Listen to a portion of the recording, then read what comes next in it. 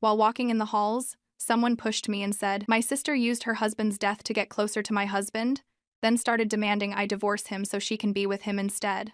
I turned around completely confused, staring at this woman I'd never seen before in my life. She was maybe 40 years old, blonde hair pulled back in a messy ponytail, wearing blue scrubs like she worked somewhere in the hospital. Her face was flushed red with anger, hands trembling as she pointed directly at me. "I'm sorry, but I think you have me confused with someone else," I said, trying to keep my voice calm and reasonable. She laughed, but it was bitter and harsh. "Don't you dare play dumb with me, Rachel. You know exactly what you've been doing to destroy my family." But here's the thing. I wasn't Rachel. My name is Emma, and I had absolutely no idea what this strange woman was talking about. I was at the hospital to visit my friend Lisa, who'd just had knee surgery, not manipulating anyone's marriage or demanding divorces. I tried to explain the mix-up, but she just shook her head in disgust and stormed away down the corridor, leaving me standing there completely baffled by the encounter. The weird confrontation stayed with me all week long. Something about the woman's absolute certainty bothered me deeply. She seemed so sure she knew me personally, so completely convinced I was this Rachel person who had apparently done terrible things to her family. I mentioned the strange incident to my husband Mark when I got home that evening, expecting him to laugh about the obvious case of mistaken identity. Instead, his face went completely pale and he got this expression I'd never seen before. Something between fear and guilt, like he'd been caught doing something wrong. "What exactly did she look like?" he asked, his voice strangely tight and careful. I described the blonde woman in detail, and Mark just nodded slowly without saying anything, then abruptly changed the subject to what we should order for dinner. But he seemed incredibly distracted for the rest of the evening, constantly checking his phone and jumping whenever it buzzed with notifications. Over the next several days, I started noticing other strange things about Mark's behavior. He'd been working late more often recently, coming home after 9 with explanations that felt rehearsed and overly detailed. He'd get mysterious phone calls and immediately step outside to answer them privately. Our usual easy conversations felt stilted and awkward, like he was being extremely careful about every word he said. Then I found a sympathy card tucked in his car's glove compartment. It was signed, "Love Always Rachel," and dated exactly 3 weeks ago. The card expressed heartfelt condolences for your difficult time during this loss, but didn't specify what kind of death or tragedy. Mark had never mentioned anyone named Rachel to me, and I couldn't think of anyone in our social circle who had recently died. When I asked him directly about the card, Mark claimed it was from a coworker whose elderly father had passed away suddenly. But when I checked his company's employee directory online, there wasn't any employee named Rachel listed anywhere. I even casually asked his assistant about recent deaths affecting the office, and she seemed genuinely confused by the question. I started paying much closer attention to Mark's daily patterns and behavior. He'd been getting text messages at weird hours that he'd quickly delete before I could see them. He'd developed completely new habits, like taking long showers immediately when he came home and washing his work clothes right away instead of putting them in our regular laundry hamper. Last Tuesday evening, I made a decision that changed everything. Instead of trusting his explanation about going to the gym, I followed him after work. Mark drove to a coffee shop across town that we'd never been to together and met with a woman sitting alone at a corner table. Even from my car parked across the street, I could clearly see it was the same blonde woman who'd confronted me so angrily at the hospital. They sat close together at their small table, her hand resting on his arm, both of them looking intense and serious. The way she touched him, the way he leaned into her space, it definitely wasn't the body language of casual coworkers or ordinary friends. When she started crying, Mark reached across the table and took both of her hands in his, holding them while she wiped her eyes with napkins. I sat in my car watching this intimate scene unfold for nearly 20 minutes, my mind racing frantically to understand what I was actually seeing. Then the woman looked up and stared directly at my car. She'd spotted me watching them. She said something urgent to Mark, and they both turned to look at me through the coffee shop's large front window. That's when I finally realized what the woman at the hospital had been desperately trying to tell me about my own husband. My hands gripped the steering wheel so tightly my knuckles turned white. Mark's face staring back at me through the coffee shop window is a mask of panic and guilt. The blonde woman Rachel is saying something to him, her hand clutching his arm possessively. I can't breathe, can't think. The pieces are falling into place with sickening clarity. The hospital confrontation, the mysterious calls, the sympathy card, the washing of clothes. This woman's husband died, and somehow Mark is involved. Not just involved, intimately involved. Before I can process what I'm doing, I've thrown the car into reverse and am peeling out of the parking space. Through the rearview mirror, I see Mark burst through the coffee shop door, running toward me. His mouth forms my name, but I can't hear him over the blood rushing in my ears. I hit the main road and accelerate, my vision blurring with tears. My phone starts buzzing in the cup holder. Mark's face flashes on the screen. I silence it and keep driving, No destination in mind, just away from that coffee shop and the truth it contains. 3 blocks later, at a red light, I hear screeching tires behind me. Mark's SUV pulls up alongside mine, and he rolls down his window, gesturing frantically for me to pull over. The light turns green, and I gun it, cutting across 2 lanes to turn right. He follows. I pull into the empty parking lot of a closed department store, slamming the brakes so hard my seatbelt locks. Mark parks beside me, jumping out before his engine even stops. I sit frozen, staring straight ahead as he approaches my window. "Emma, please," he says, his voice muffled through the glass. "Let me explain." "Explain what? That he's been sleeping with a woman whose husband just died? That he's been lying to my face for weeks? Months? That our entire marriage might be built on lies?" I roll down the window just enough to speak. "There's nothing to explain, Mark. I saw you with her. The woman from the hospital. Rachel." His face crumples at her name. "It's complicated, Emma. Please just... Is she the one who's been calling you? Texting you at all hours? The one you've been sneaking around to see?"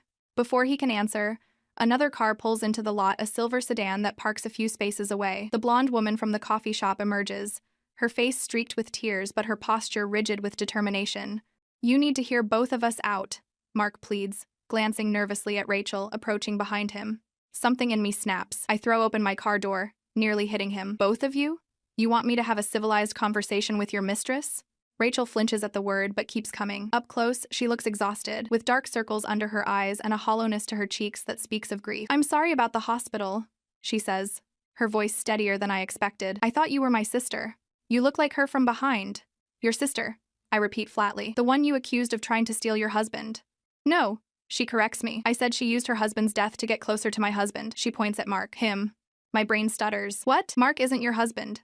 "No," Rachel says, her eyes hardening. "But he was going to be. Weren't you, Mark?" "Mark looks like he might be sick." "Rachel, don't. Not like this." "When exactly was the right time, Mark?" She snaps. "Before or after you got me pregnant?" The world tilts beneath my feet. Pregnant. The word hits me like a physical blow, and I have to grab my car door to steady myself. "You're pregnant?" I whisper, looking at her still flat stomach. Rachel nods, a hint of triumph in her eyes despite the tears threatening to spill over. 8 weeks. He's known for 2. I turn to Mark, who can't even look at me now. "Is that true?" He nods miserably. "Emma, I was going to tell you. I just didn't know how." "When did it start?" My voice sounds foreign to my own ears, calm, detached, clinical. "The affair." Mark hesitates, and Rachel answers for him. "During David's cancer treatments, he came to the hospital to visit a colleague and saw me crying in the chapel. Offered me coffee." Her bitter laugh echoes in the empty parking lot. "By the time David died 3 months ago, Mark was already promising to leave you." 3 months. The timeline makes me dizzy. "The sympathy card," I say, the pieces clicking together. "It wasn't for a coworker's father. It was for your husband." Rachel nods. "I sent it after the funeral. Mark attended, you know. Sat in the back row while I buried my husband, knowing he'd been sleeping with me for months." Mark finally finds his voice. "It wasn't like that, Emma. I cared about David too. I visited him in hospice. While sleeping with his wife?" I cut him off, disgust rising in my throat. "David knew," Rachel interjects, and the shock of this statement silences us both. "He figured it out toward the end. He was too sick to be angry. Just made Mark promise to take care of me after he was gone." I stare at my husband, this stranger wearing Mark's face. "And you promised? To leave me and be with her?" Mark's silence is answer enough. "I need you to come home, Emma," he finally says. "We need to talk about this properly. About what happens next." "What happens next?" I repeat incredulously. "She's pregnant with your child, Mark. You've been lying to me for months. What exactly is there to discuss?" Rachel steps closer, her hand protectively covering her stomach. "He needs to make a choice. Today. Either he honors his promise to me and David, or he stays with you. But he can't keep stringing us both along." I look between them, this woman carrying my husband's child and the man I thought I knew, and something cold and clear settles over me. Without another word, I get back in my car and close the door. Mark pounds on the window, calling my name, but I start the engine. As I drive away, I watch them grow smaller in my rearview mirror. Mark standing helplessly in the middle of the parking lot, Rachel beside him. Neither following me, neither choosing me. My phone buzzes again with Mark's calls, but I silence it permanently. Whatever explanation he wants to give, whatever choice he thinks he needs to make, it doesn't matter anymore. I've already made mine. I check into a motel on the outskirts of town. The kind of place that doesn't ask questions when you pay in cash with puffy eyes and smeared mascara. The room smells like industrial cleaner and old cigarettes, but it's clean enough. I drop my hastily packed bag on the bed and collapse beside it, my phone buzzing for the 27th time since I drove away from that parking lot. Mark. Again. I silence it without looking at the messages. What could he possibly say? "Sorry I got my mistress pregnant while her husband was dying of cancer? Oops. I promised to leave you for another woman?" The absurdity of it makes me laugh, a hollow sound that quickly turns into a sob. 3 days pass in a blur of room service, muted TV, and ignored calls. On the fourth morning, I wake to someone pounding on my door. "Emma, I know you're in there," Mark's voice, desperate and ragged. "Please, just talk to me. 5 minutes." I freeze, not even breathing, until his footsteps retreat down the hallway. How did he find me? I check out an hour later, moving to a different motel across town. That afternoon, I finally turn my phone back on long enough to call my office and request emergency personal leave. Then I call Lisa, who's still recovering from her knee surgery. "Jesus Christ, Emma," she gasps after I tell her everything. "That absolute bastard. I need to figure out what to do next," I say, my voice steadier than I feel. "But first, I need to understand what I'm dealing with." "What do you mean?" "Rachel, her husband. The whole story doesn't add up." Lisa is quiet for a moment. "What are you thinking?" "I'm thinking I need to do some digging." I start with social media. Rachel's accounts are private, but her husband's David Keller, according to the obituary I find online, are still active. Memorial posts from friends fill his timeline. Reading through them feels invasive, but I need answers. David Keller, 42, died 3 months ago after what the obituary calls a brief illness. The comments mention cancer, but something about the wording feels deliberately vague. I create a fake profile and friend several of David's connections. By evening, I have access to dozens of photos, including several of Rachel and David together at various events. They look happy, normal, until about 8 months ago, when David starts looking increasingly gaunt in photos. That's when I find it a private Instagram account under the username RK_Newlife. The profile picture is cropped, but I recognize Rachel's blonde hair. The account is locked, but the bio reads, "Starting fresh after loss, new love, new beginnings." I request to follow using my fake profile and wait. The next morning, I wake to a notification. She's accepted my request. What I find makes me physically ill. The account only goes back 5 months, but it's filled with cryptic posts about waiting for freedom and counting down the days. There are photos of coffee cups, the same coffee shop where Mark met her, dating back to when David was still alive. And worse, veiled references to M and how they'll be together soon. One post from 4 months ago reads, "D knows something. M says not to worry, but I'm scared." The next post, 3 days later, "Crisis averted. D too weak to cause problems now." My hands shake as I scroll through this digital confession. There's a photo from 3 months ago, the day after David died, according to the timestamp of a champagne glass with the caption, "Finally, free." I'm so absorbed in my discovery that I almost miss the knock at my motel room door. It's gentler this time, not Mark's desperate pounding. "Housekeeping," a woman's voice calls. "I don't need service today," I call back, not moving from the bed. Silence. Then, "I know you're in there, Emma." Rachel's voice sends ice through my veins. I freeze, staring at the door. "I just want to talk," she continues, her tone eerily calm. "About Mark. About our situation." I don't respond, barely breathing. "I saw your car in the parking lot," she explains. "Mark's been looking everywhere for you. He's worried." "How did she find me?" "I paid cash specifically to avoid being tracked." "I'm not leaving until we talk," Rachel says. "I'm pregnant, Emma, with your husband's baby. We need to sort this out like adults." "Like adults?" As if any of this is normal or reasonable.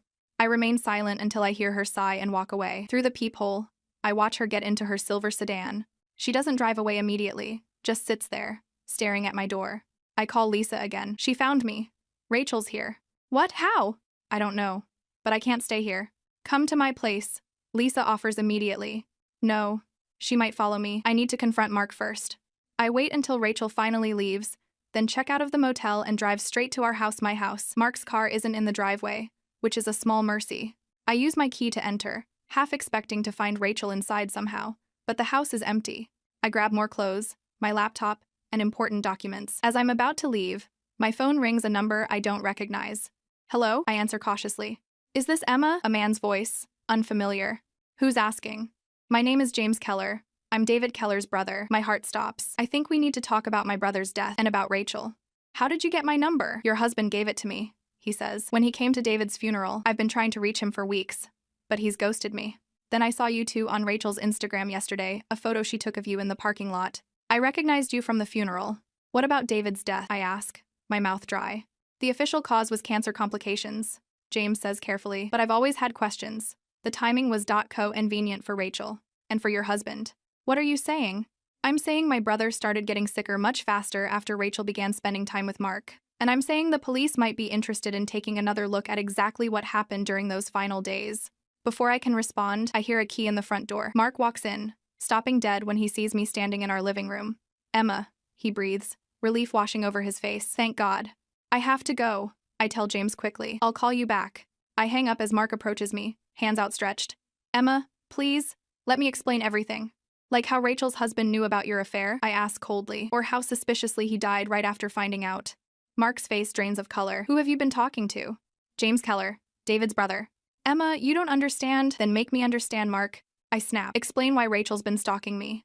Explain why David's brother thinks there's something suspicious about his death. Explain why you've been lying to me for months. Mark sinks onto the couch, head in his hands. Rachel's unstable. David knew that. He knew about us, yes. But he was dying anyway. He didn't care anymore. And the convenient timing of his death? Mark looks up sharply. What exactly are you accusing me of, Emma? Before I can answer, my phone buzzes with a text. It's from my office. Someone left this for you at reception. Should we be concerned? Attached is a photo of a note in unfamiliar handwriting. Stop digging or you'll regret it. He's mine now. I show Mark the text, and genuine fear flashes across his face. Rachel, he whispers. Emma, you need to be careful. She's not who you think she is. And who exactly is she, Mark? I demand, because from where I'm standing, she's the woman carrying your child, while her husband's body is barely cold. She's dangerous, he says simply, and I think I've made a terrible mistake. I call James Keller back the moment Mark leaves for work the next morning. He answers on the second ring, as if he's been waiting by his phone. I need to meet you in person, I tell him without preamble. Somewhere public. We agree on a coffee shop downtown, not the one where Mark meets Rachel and I arrive 20 minutes early to secure a corner table with a view of both entrances. James is punctual. A tall man with the same dark hair and angular features I'd glimpsed in David's photos, though his face is fuller, healthier. Thank you for coming, he says, sliding into the seat across from me. His eyes are red-rimmed with exhaustion, or grief, maybe both. I wasn't sure you would. I need answers, I say simply. About Rachel. About what happened to your brother. James wraps his hands around his coffee mug. Rachel and David were married for 12 years. For the first decade, everything seemed fine. Then David was diagnosed with lymphoma. He pauses, swallowing hard. That's when things started changing. How so? Rachel became different. Started talking about when David was gone while he was sitting right there in chemo, making plans, redecorating their house. And then your husband started showing up at the hospital. My stomach twists. Mark told me he met her in the chapel. James laughs bitterly. The chapel? No. Mark was David's oncologist's colleague. He consulted on the case occasionally. That's how they met. The revelation hits me like a physical blow. Another lie. David suspected something was happening between them. James continues. But he was so sick by then. What was he going to do? Confront his wife while he could barely stand? And you think Rachel had something to do with his death? James leans forward. David was responding to treatment. His numbers were improving. Then suddenly, he deteriorated rapidly. The doctors couldn't explain it. He pulls out his phone, showing me a photo. This is from 2 weeks before he died. Does this look like a man at death's door? The photo shows David sitting in a garden, thin but smiling, a book open on his lap.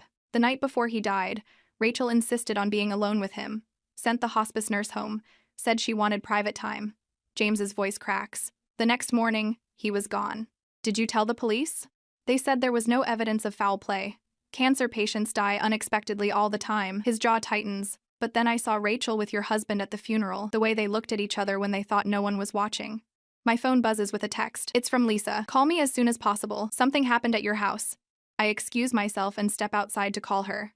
Emma, Lisa says urgently, I drove by your place to check on things like you asked. There's a silver sedan parked out front, and I swear I saw someone moving around inside your house. Rachel, I'm calling the police. I tell her. Already heading to my car. I already did, Lisa says. They're on their way. I arrive at my house just as a police cruiser pulls up. The silver sedan is gone, but the front door stands slightly ajar. The officers insist on entering first, guns drawn. I follow behind them, heart pounding. The destruction inside takes my breath away. Our wedding photos have been smashed, glass shards littering the floor. The walls are covered in red spray paint, liar, and war and he's mine, scrawled in jagged letters. Ma'am, do you know who might have done this?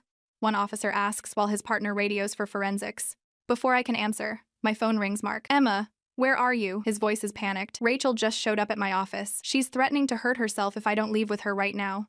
Mark, she broke into our house. The police are here. A long pause. She what? She destroyed everything. Our wedding photos. The walls. Jesus Christ, he whispers. Emma, you need to stay away from her. She's not stable. You think? I snap. You got a mentally unstable woman pregnant while her husband was dying, and now she's stalking me. What did you expect to happen? It wasn't like that. Mark says, his voice dropping. She threatened to kill herself if I stopped seeing her, said she couldn't handle losing both her husband and me. I felt trapped. So trapped you got her pregnant? That was a mistake. We were careful, but he trails off, knowing how pathetic it sounds. Sir? The officer approaches me. We found something you should see. In our bedroom, the destruction is worse. The mattress has been slashed open, pillows gutted. But what chills me is the message painted above our bed. He promised me after David died. Mark, I say into the phone, you need to tell me the truth right now. Did you know what Rachel was planning for her husband? His silence is damning. I didn't know for sure. He finally says, she would say things sometimes about how much easier everything would be once David was gone, how we could be together. I thought it was just talk, the fantasy of a woman watching her husband die slowly. But you suspected. Another pause. Yes, he admits quietly. Toward the end, I suspected. I hang up and turn to the officer. I need to make a statement about Rachel Keller, and I think you should contact the detectives who investigated her husband's death. After giving my statement, I check into yet another motel, this one on the outskirts of town. I'm exhausted but too wired to sleep, my mind racing with everything I've learned.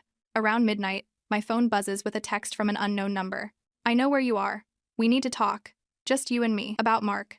About David. About the baby. My blood runs cold. I block the number, but seconds later, another text arrives from a different one. You can't avoid me forever, Emma. This isn't going away. I turn off my phone and sit in the dark, listening to every creak and footstep in the hallway outside my room. Around 2 a.m., I hear a soft knock at my door. Emma? Rachel's voice barely audible. Please, I just want to talk. I remain perfectly still, not even breathing. I know you're in there, she continues. I can explain everything. About Mark, about David. It's not what you think. I reach for my phone, turning it on silently to call 911, but before I can dial, Rachel speaks again. Mark doesn't know the whole truth. About David, about me, her voice breaks. About the baby. Against every instinct, I move to the door, placing my hand on it but not opening it. What truth? Can I come in? Please? I don't feel safe out here. No, I say firmly. Say what you need to say through the door. She's quiet for so long, I think she might have left. Then, Mark promised me we'd be together after David died. He said he'd leave you, but then he changed his mind. So you decided to stalk me? Destroy my house? I needed you to understand what he's capable of. Her voice hardens. What we're both capable of. A chill runs down my spine. I press record on my phone, capturing her words. What exactly are you saying, Rachel? David didn't just die, she says, her voice eerily calm. We helped him along. It was Mark's idea initially. He knew which medications wouldn't be detected.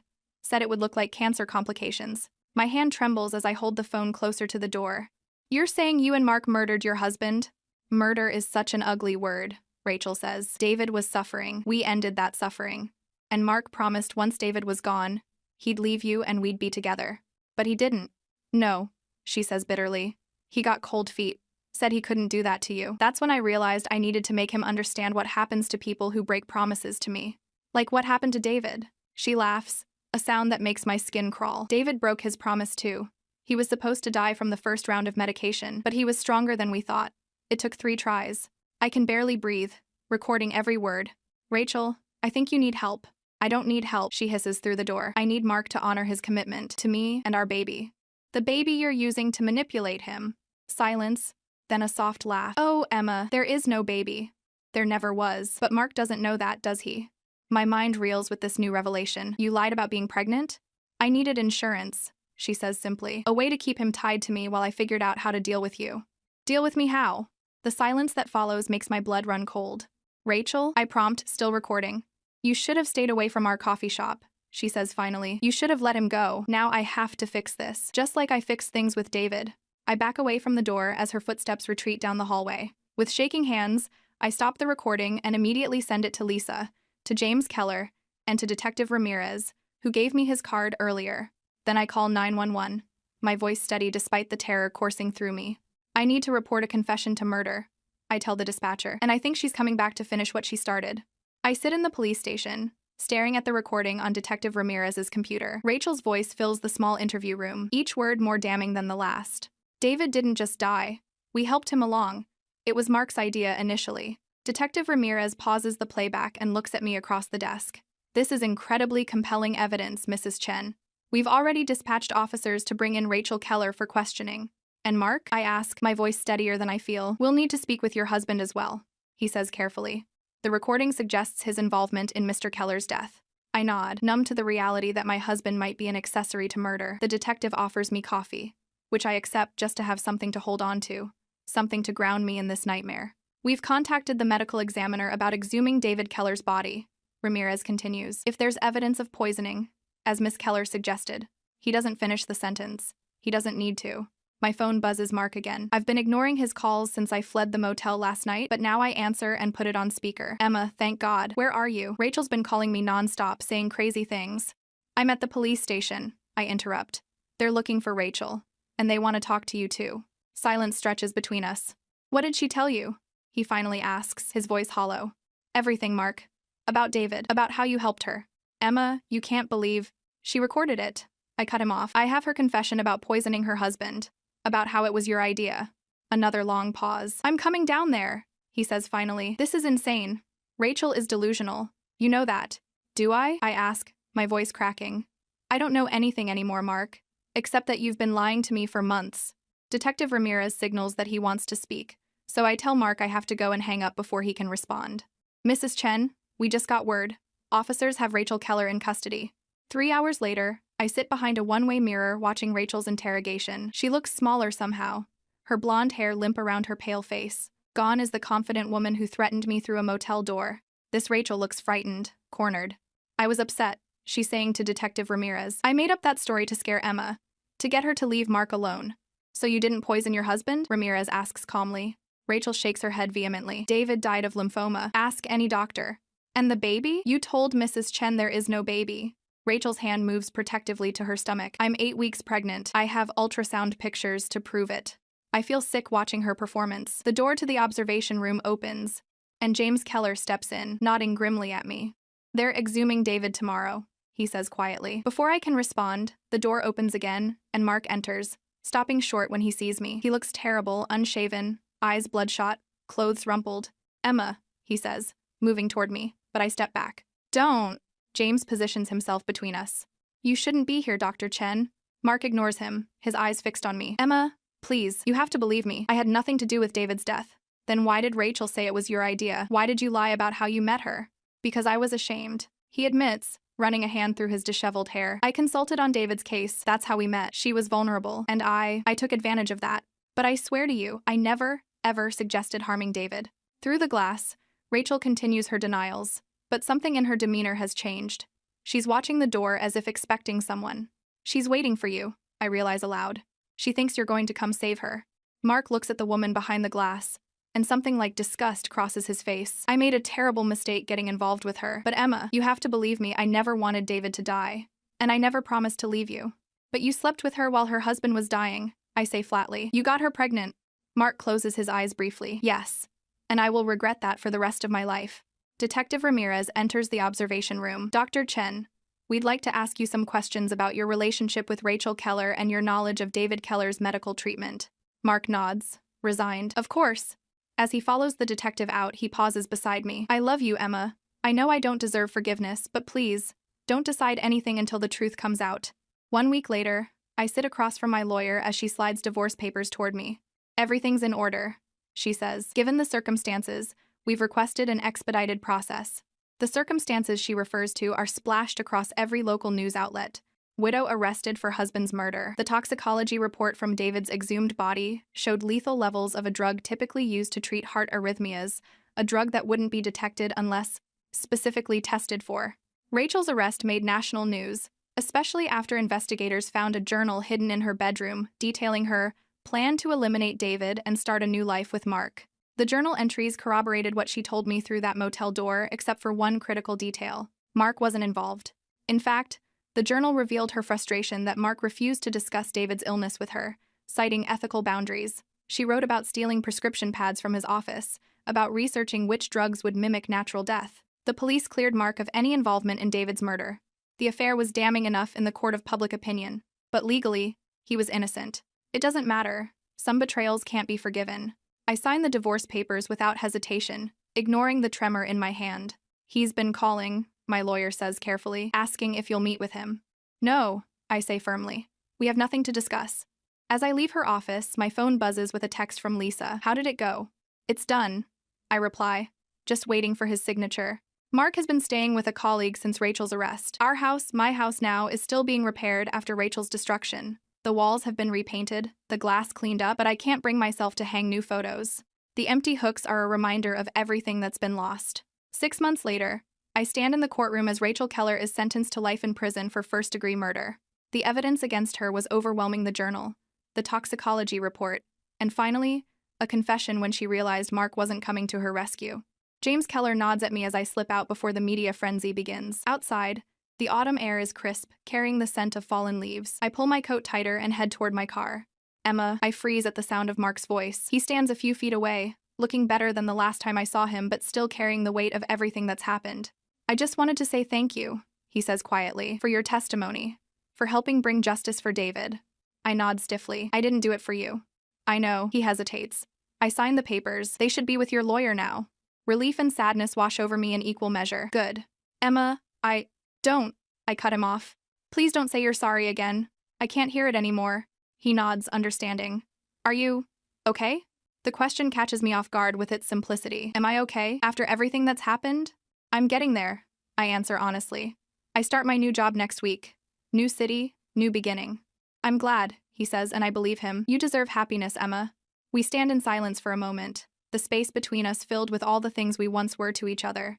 Then I turn and walk to my car without looking back. As I drive away from the courthouse, from Mark, from the ruins of my old life, I feel something unfamiliar stirring in my chest. Not forgiveness, I'm not there yet. Not happiness that's still a distant shore. But possibility, the sense that whatever comes next is entirely up to me.